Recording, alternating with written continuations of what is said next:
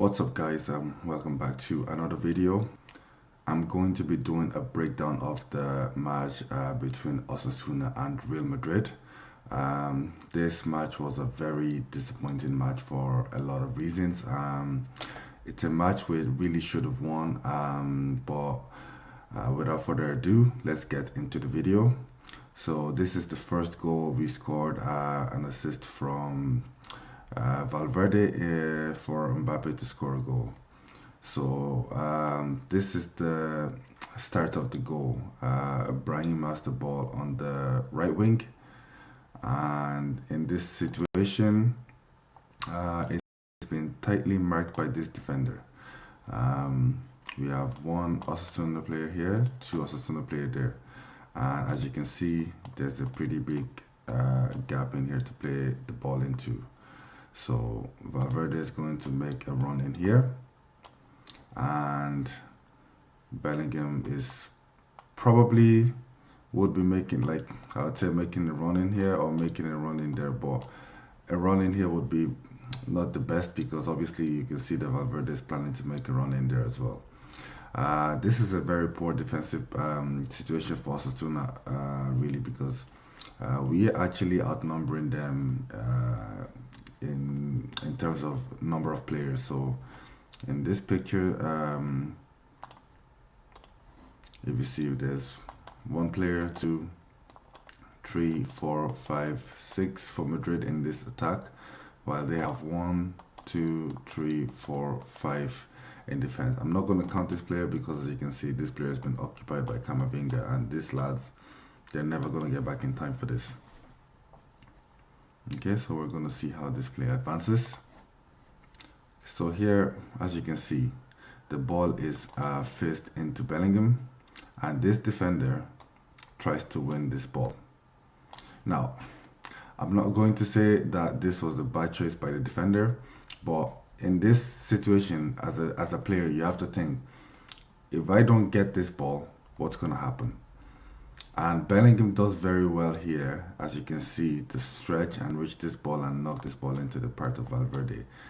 And obviously this guy is still on Brahim, so he's not really affecting play any much. This number 6, however, he really needs to be following this run. He can see that, he can see what's about to happen here. Maybe a part of him is anticipating that his defender is going to win the ball, but you don't take those kind of chances in a game of football. When you see that there's a danger on, there is a massive gap here. So this number 6 really should be following this run, but he doesn't. Let's see what happens. So as you can see, Bellingham wins the ball first, knocks it into Valverde, and look at the distance between that number 6 and Valverde. Like, he made no effort at all to follow that run. And from this still, it actually looks like they have two number 6s. That's a bit weird, but I'm sure one of this is either, like, I think maybe this is a number 5 then. So I'm just going to take that back 1 second, but so yeah, that was the number 5, sorry. So this is actually the number 6. He made 0 attempts to even go back and track Valverde for this run. So the number 5, after making the challenge, is turned around and facing Valverde, trying to chase him back. But at this point, you're never going to catch Valverde. So in this frame, that was a very nice touch by Valverde to make himself a little bit of space to get the cross off. This number 3 is now making the run back to try and block the cross. Again, as you can see in this picture, Osasuna simply just don't have enough personnel back to deal with this attack. Now, there isn't a clear danger on in this frame, but something happens here that I've been screaming for all season, that I've been begging for, that I've been crying for, that's been a glaring problem for our team. A lot of times whenever our fullbacks or our wingers have the ball on the outside, we simply never have anybody either making a run into this area or in this area to receive the ball. As you can see, Brahim is here right now and Vinny is here. A lot of times what they do is they always seem to wait on the edge of the box, including Mbappe in this picture. When the fullback or the winger has the ball, they all wait on the edge of the box for the perfect cutback, which a lot of times just doesn't happen.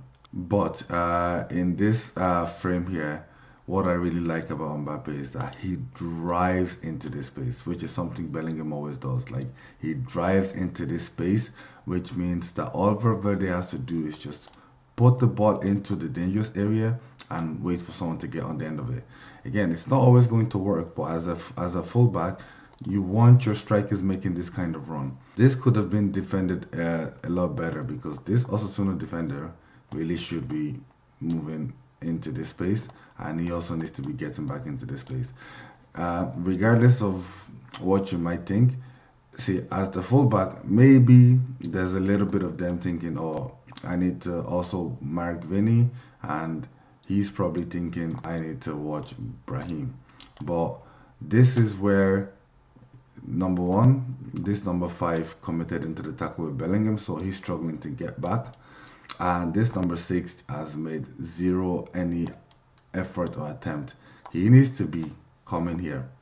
Like he needs to be letting his defender, because this is the danger area.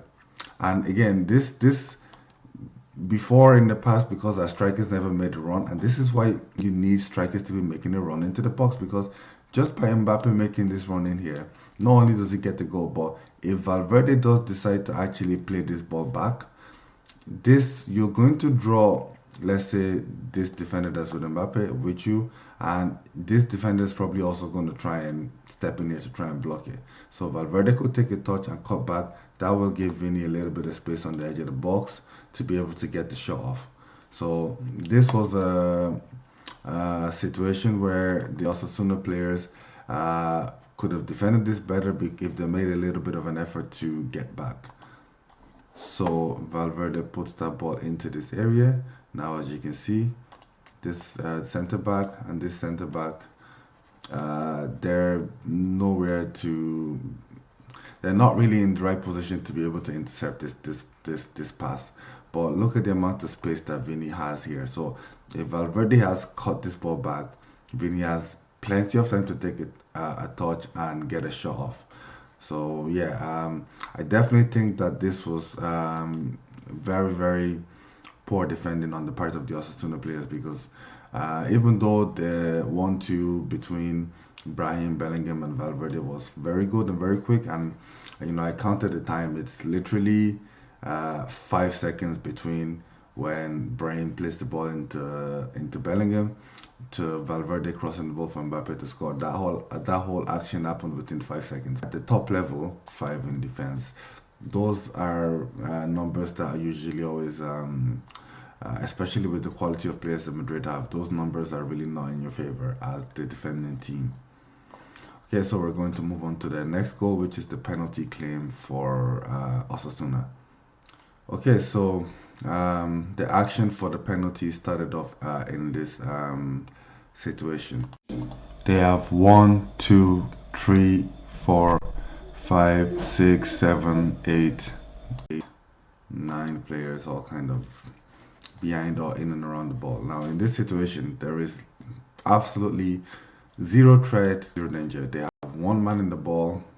They have one player on the wing, one player here looking for the ball, and one player around here. So they don't really have many players in attack. We definitely outnumber them in defense. So in this situation, there really shouldn't be any danger to our defense, but let's see what happens. So the Osasuna player holds onto the ball, takes a few extra touches.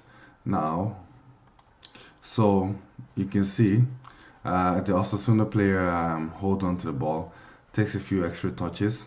Now, this number 7 is in acres of space. Like I can draw this big of a circle around him.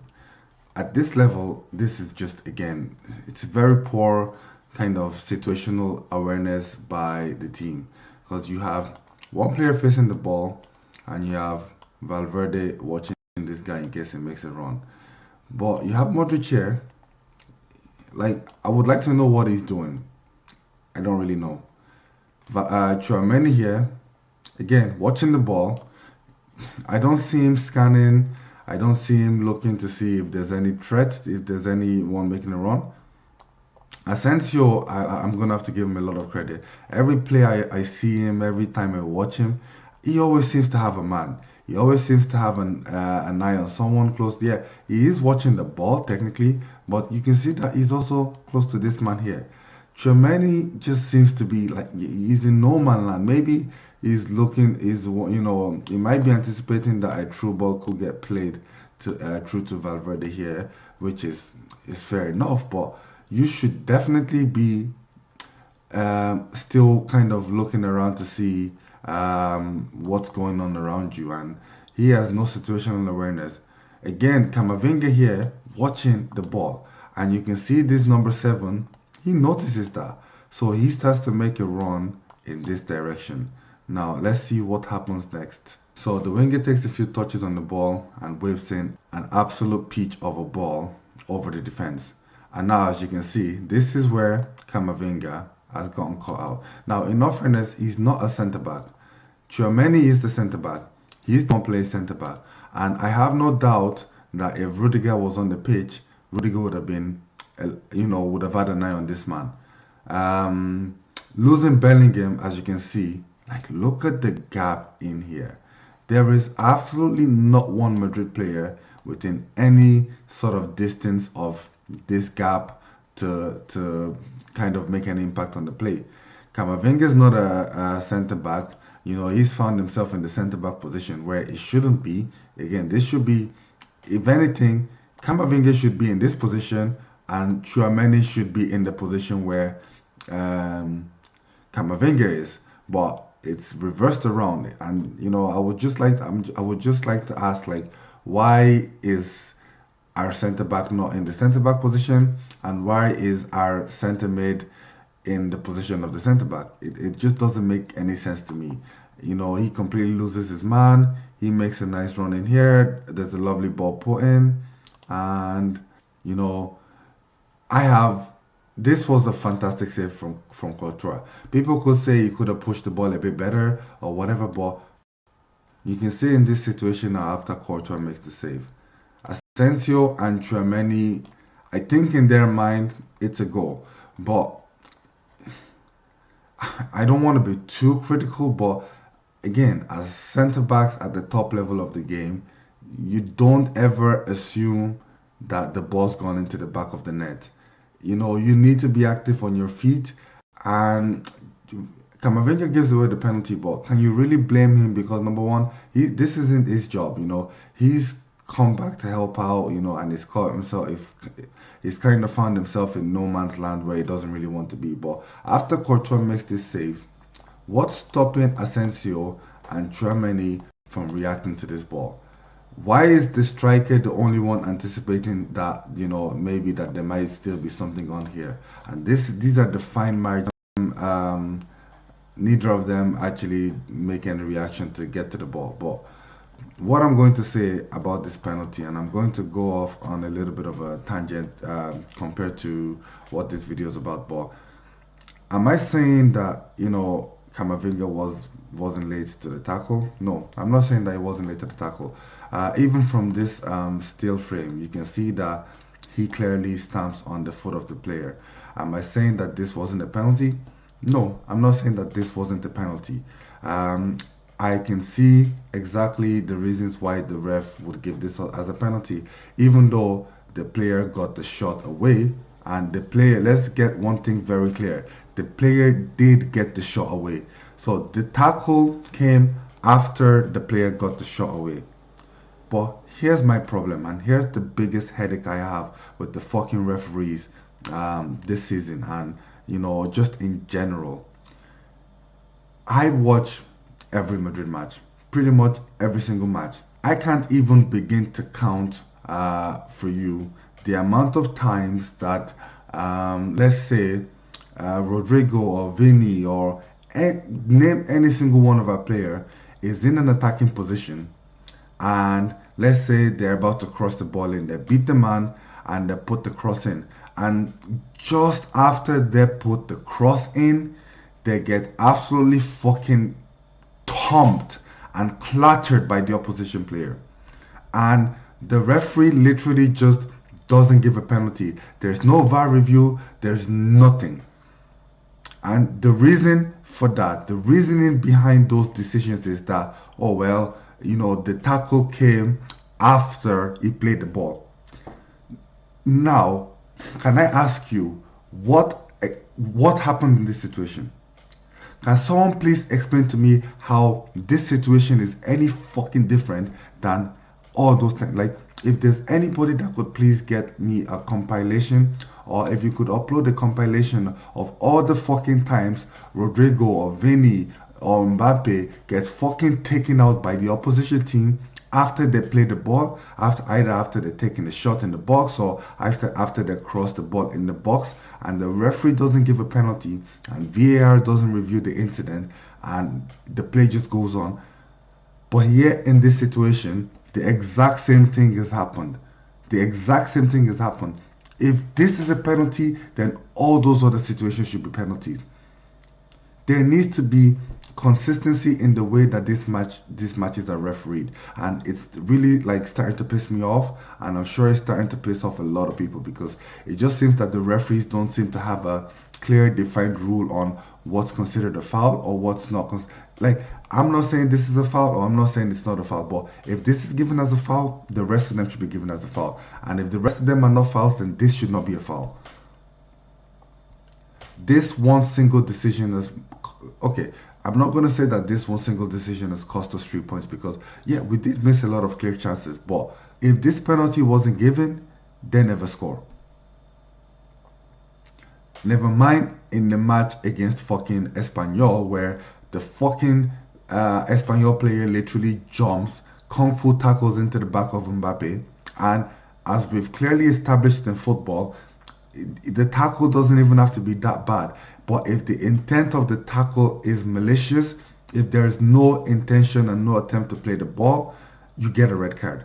That tackle was knee high, that tackle was lunging, the studs were up. Classic case of everything that should consider or classify for a red card, and there's no red card given. The ref gives him a yellow card, and the fucking same player goes on later to equalize for Espanyol.